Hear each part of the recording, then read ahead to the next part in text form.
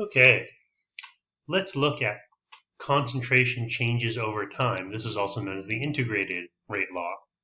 So when we have a reaction, let's just say one thing, becoming products, the rate law depends upon the concentration of what's there. Applying calculus to integrate this rate law gives another equation showing a relationship between concentration of that and time of the reaction. This is the integrated rate law. Now we're not going to actually do calculus, but we're going to use these concepts in order to determine what are the rate laws based upon doing said calculus, kind of seeing what it is like after. So there's graphing concentration versus time. Now a memory device CNR, when it's zero order, it would be just the concentration. So on the y-axis, you have just the concentration. mx plus b, you have the original concentration. And you can see that there's a negative k for the t there. When we have a natural log, that's ln. This is why you get to use a scientific or graphing calculator here, folks. It'll be first order. So the natural log of the concentration at that time is the natural log of the initial plus the slope of this linear form. And then there's the reciprocal, which is second order, 1 over the concentration, as again has our mx plus b idea of 1 over the concentration. Now, whichever one that's linear really tells you the order. So as these are all linear, when we graph them and it's not linear, that means it's going to come out with a curve. Now, there's also a thing called half-life. Half-life is the time for it takes to half of the starting amount to decay, also known as radioactive decay. So for zeroth order with a half-life, the half-life is going to be the initial divided by 2 times the rate of k, because it gets divided by 2. So again, this should be 1/2 each time. When it's first order, which is generally the most common, you get this constant 0.693 divided by k in order to get its half-life. And a little more rare is the idea that the second order, you plug it in, and you get that the half-life is 1 divided by k times the beginning concentration. So we can see that they kind of make these concentrations based off of a number times or divided by k here in each case. So if it's zeroth order, it's basically being divided by 2 at the rate of the reaction. Here it's this 0.693 divided by that rate constant, I should say rate constant in each of these. And here it's the reciprocal divided by the rate constant. So all of these are looking at different ways we can have half-life with integrated rate laws. So again, half-life is 1/2 the starting for each kind of iteration. So again, summarizing what we have here plugged into the rate law, we'll get this. Memorization is probably the easiest way to get hold of these. And again, across the AP test, you might have 1, maybe 2 of these across the whole test. So being familiar with the most common first order is generally going to be your best bet, and then trying to remember the other ones. Essentially, this is again the reciprocal, like second order, and then this is very similar to the original half-life, but factoring in the rate constant. So when we have something that's zero order, lower the initial amounts, the shorter the half-life. If it's first order, the half-life is dependent upon the concentration. So this is like the idea of closest to true half-life, ln of 2. That's why it becomes that 0.693. While half-life is inversely proportional to the initial concentration. So increasing the initial concentration shortens the half-life. And again, this half-life is a time frame. It can be seconds, can be years. It's an amount of time in which half of it will decay away. So based upon the order of the decay, if it's zero order, if we have a small amount, it's going to decay faster. First order really is independent of the concentration. It'll just continue at kind of a constant rate. This is closest to that true half-life idea. Second order, the inversely proportional to the initial. So if we start off with a very high amount, it's going to shorten the half-life, meaning go faster. So this graphical determination, because you're going to be given graphs either on tests, labs, AP things, all this stuff, because a lot of it is reading graphs and being able to determine what's going on. So remember, C and R, concentration, natural log, reciprocal. We have the a-axis, the y-axis I should say, and whichever one gives a straight line determines the order. So it's linear with respect to time, will look like this. Linear if it's linear if it's natural log, will be straight. Linear if it's the reciprocal, will be straight. So this is what I mean by straight. The idea is that this is a over time, right? We can see that it creates a linear path, so therefore that would be like zero order.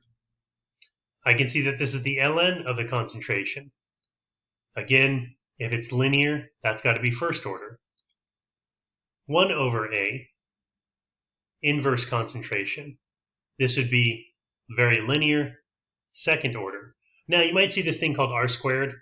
It tells you how good of a fit your line is. Perfect would be 1. Closer to 1, the better the fit. Don't worry too much about this. It's more of a deeper level idea when we look at doing a graph and seeing how linear it is to what we would expect it to be. And don't worry about what r squared really stands for. Again, it's a deeper level idea that you'd experience more in college. But if you do see it around, the closer to 1, the better. So let's look at solving an integrated rate law. Find the integrated rate law and the value for the rate constant, k. Now, graphing calculator can help. You don't have to have one, though. You can look at the ideas of 3 points will tell you if it's really linear or not, especially far apart from each other. So you could choose the first one because it's got 0. That usually makes things easy. A middle one and a far one if you so choose. So you can always do just 3 points to see if it's aligned. You don't want to just do 2 because, of course, a curve you really can't determine unless it's 3. So, for example, if you graph this out, you can see that time versus just the concentration, such as if this was like a 0 order, we can see it's not a curve.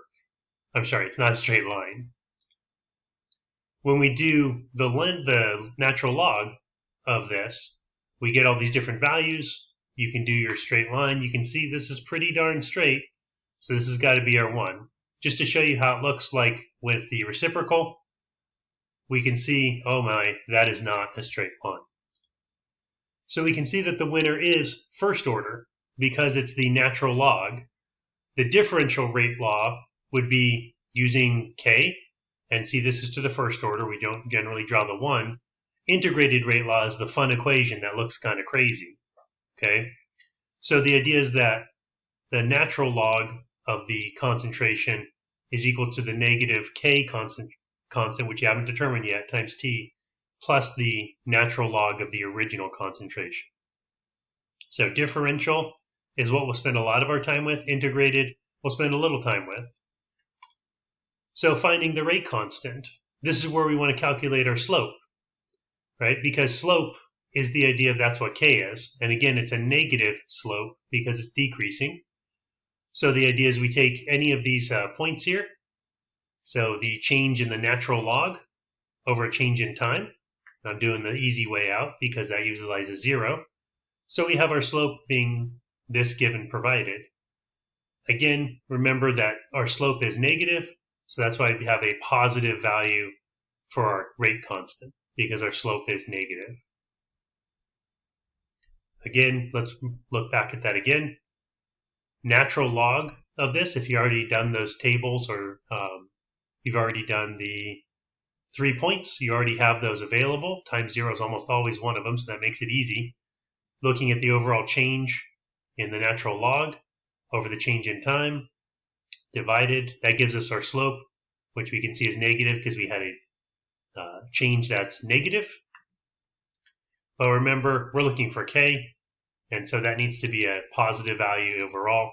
Therefore, k is equal to the negative slope. And that's why I get that with my second's inverse as my slope. You could also do it from a linear regression, that if you had it plotted out on your graph, boom, there's the slope right there. Again, doesn't need to be done this way. Might be longer because you're plugging in values. Might be faster because you're pretty familiar with it. Either way will work just fine. So when it's first order, the natural log of A over time will be negative and be linear. Second order, the reciprocal will be positive, bk. And of course, if it's neither of those, then it's of course zero order. Last bit here. Integrated rate laws with more than one reactant, we'd want to examine every which one at a very low concentration and the others at much higher. Because if they're so low, it's really going to focus on just that one in particular. If B is much smaller than A and C is much, if B is much larger than A and C is much larger than A, then B and C don't change much relative to A, so they really won't matter. Okay? So the idea is that if you have them so much higher and have one of them very low, we're looking for the change in A over time. And so that'll be this idea of being able to determine this order at once. And again, we can repeat that, but this is all be done through experiment. Now this is pseudo first order rate law or zero order or second order. The pseudo simplification leads to a rate law of a particular order. The prime means pseudo. So this is this is a good direction for us to go, but this is be something that we might do in a lab, but not really on the AP test, because as we go, further into chemistry, like in college and beyond, we're going to need to determine these where we can't really do just one thing at a time. We might have 3 reactants. Come in with your questions, and I'll talk to you later. Take care.